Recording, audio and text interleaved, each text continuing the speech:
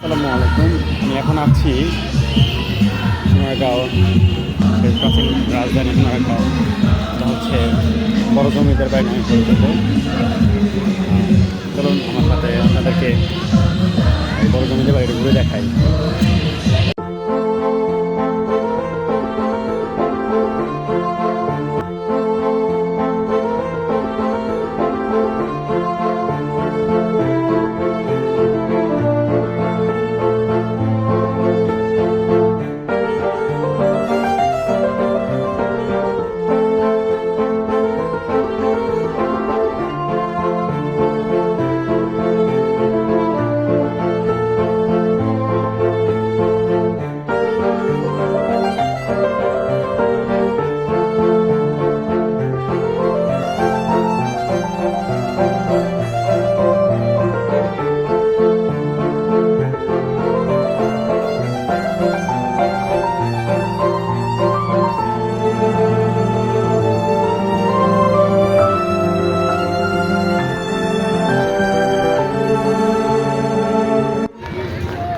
একা একা ট্রাভেল করার একটা হচ্ছে ভালো দিক হচ্ছে যে আপনি সব কিছু নিজের মতন করে দেখতে পারবেন। আসলে এখানে আপনাকে কেউ তাড়া দেবে না, কেউ তাড়া দেবে না। আপনার মতন আপনি ঘুরবেন, আপনার যেটা ভালো সেটা দেখবেন আপনি। তো সেজন্যই আজকে আমি একা বের হয়েছি। আজকে এটাই আমার সাথে শুরু, এখান থেকে হয়তো আমার যাত্রা শুরু আর ট্রাভেল করার। আসলে প্রত্যেকটা মানুষেরই ট্রাভেল করার একটা শখ থাকে, সে হোক স্লো ট্রাভেলার বা যেটাই হোক না কেন। সেই ইচ্ছা থেকেই আমারও একটা ট্রাভেল করার শখ। তো আজকে বের হয়ে গেলাম প্রথমবারের মতন। আর আমি এখন আছি সোনারগাঁও লোকশিল্প জাদুঘরে ভিতরে। এটা হচ্ছে প্রাচীন রাজধানী, বাংলার সেই রাজধানী সোনারগাঁও। সেখানে আছি। তো জায়গাটা একেবারেই মনোরম পরিবেশ, ফ্যামিলি নিয়ে আসার মতন জায়গা। এখানে অনেক কিছু দেখার আছে। এখানে জাদুঘর আছে, বড় বাড়ি আছে, জমিদার বাড়ি, বড় জমিদার বাড়ি আছে দেখার মতন। তারপরে ফ্যামিলি নিয়ে একটা কোয়ালিটি টাইম স্পেন্ড করার মতন সুন্দর একটা প্লেস আছে। যেমন দেখতেই পারতেছেন আশেপাশে সুন্দর একটা পরিবেশ। আপনারা চাইলেই এখানে আসতে পারেন, ফ্যামিলি নিয়ে আসতে পারেন হলিডেতে, সপ্তাহে ছুটির দিন। একটু ঈদের ছুটি চলতে জন্য একটু মানুষজন বেশি, অথবা নর্মাল ছুটির দিনে হয়তো বা মানুষ তো থাকে না, আর পরিবেশটা আরও সুন্দর থাকে, শান্ত থাকে। সোনারগাঁও মূলত অবস্থিত হচ্ছে মেঘনা, শীতলক্ষ্যা এবং ধলেশ্বরী ও ব্রহ্মপুত্র এই চারটা নদীর মধ্যবর্তী প্লেসে এটা হচ্ছে অবস্থিত সোনারগাঁও শহরটা। এই সোনারগাঁও শহর বাংলার প্রাচীন জনপদগুলোর মধ্যে একটা, এটা হচ্ছে বাংলার প্রাচীন রাজধানী সোনারগাঁও। এখানে মূলত এমন একটা জায়গা হয়েছিল যেটার কারণ হচ্ছে এই চার নদীর মাঝখানে হচ্ছে তখন তো নদীপথে ছিল আসলে যাতায়াত সকল, রোডটা ছিল একমাত্র রোড ছিল নদী। সুতরাং ব্যবসা বাণিজ্য করার জন্য, ব্যবসার কাজের জন্য এই সোনারগাঁও এই জায়গাটা ছিল একটা আদত স্থান, একটা সুন্দর পরিবেশ। তাই এখানে প্রাচীন যে বণিকরা আছেন তারা সেখানে এই জায়গাটাকে চয়েস করছে তাদের ব্যবসা কাজের জন্য। তখন প্রাচীনকাল থেকে তখন এই যে রাজধানীটাকে এখানে স্থাপন করা হয়েছে। তারপর থেকেই এটার যে মাহাত্ম্য দিন দিন বৃদ্ধি পেয়েছে।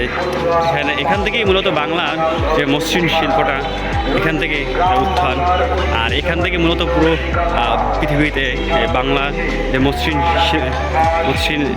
যে মসৃণ কাপড়ের গুরুত্ব পেয়েছে। তো এই জায়গাটা মূলত অনেক কারণেই তখনকার সময় ব্যবসায়ীদের জন্য সবথেকে ভালো একটা দিক মনে করতো, কারণ তারা এখানে আসা যাওয়ার যে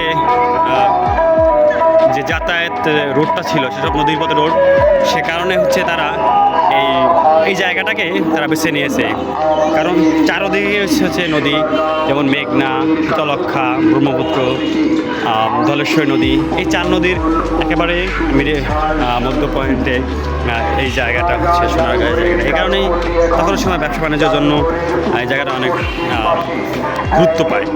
এবং এর পাশে তখন এর পাশেই সেই ঐতিহ্যবাহী পানাম নগরী গলসিপাড়ে যখন উচ্চবিত্ত ব্যবসায়ীরা তাদের থাকার জন্য ব্যবসা পরিচালনা করার যখন বসে, সেই কারণে ওই পানাম সিটিটা তখন তারা তৈরি করেছিল।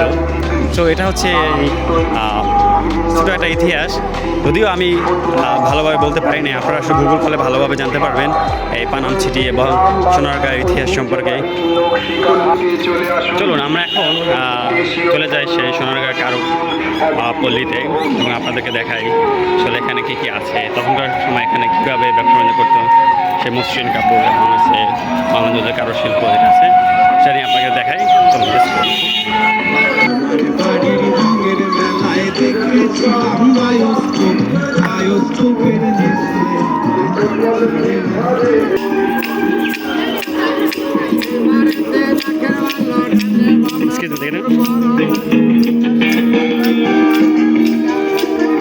ওদেরকে এই মার্কেটটা একটু ঘুরে ঘুরে দেখায়। এখানে মূলত আপনারা পাবেন যে বাংলার যে ঐতিহ্যবাহী যে তাঁত শিল্পের তাঁতের যে কাপড়গুলো, হ্যান্ডমেড যে কাপড়গুলো, সেগুলো এখানে পাবেন। চলুন কথা না বাড়িয়ে আসলে একটু দেখি আমরা এই সেই তাঁত শিল্প। এখানে অনেক ভালো ভালো অনুষ্ঠান তাঁত শিল্পে।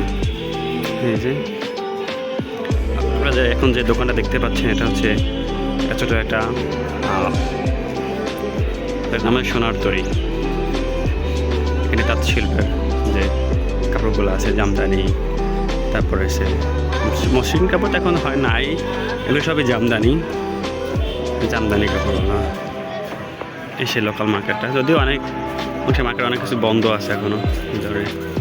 খুব ভালো মার্কেট। এই যে এই সাইডটা এখন এই সাইড হচ্ছে আপনার যে কারুশিল্প যেগুলো আছে ওইগুলো এখানে পাওয়া যায়। ওখানে আমরা যাবো, আমরা আগে এই পাশটা থেকে এগুলো দেখি। এখানে কাপড়গুলো আসলে এখানে এক দরের কাপড়গুলো, যদিও বেশি না, এখানে সব কিছুর প্রাইস দেওয়া থাকে, বেশি নেওয়ার কোনো সুযোগ নেই। খুব সুন্দর সুন্দর এই বাঙালি ঐতিহ্যবাহী শার্ট, ফতুয়া যে শার্টটা আছে, ঐতিহ্যবাহী শাড়ি, হ্যান্ডমেড কারুশিল্প, বাঁশ এবং বেতের তৈরি।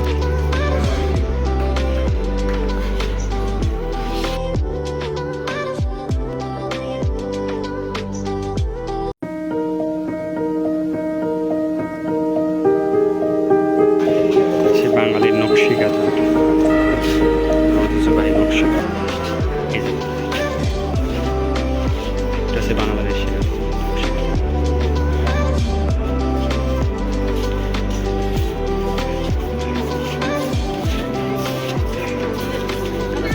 গ্রামের মা বোনেরা তারা হাতে বুনে থাকে এই কাপড় দিয়ে, নিজের হাতের যে সৌন্দর্য দিয়ে এই নকশি খাতাগুলো তৈরি করে থাকে, সেগুলো এখানে পেয়ে যাবেন আসলে।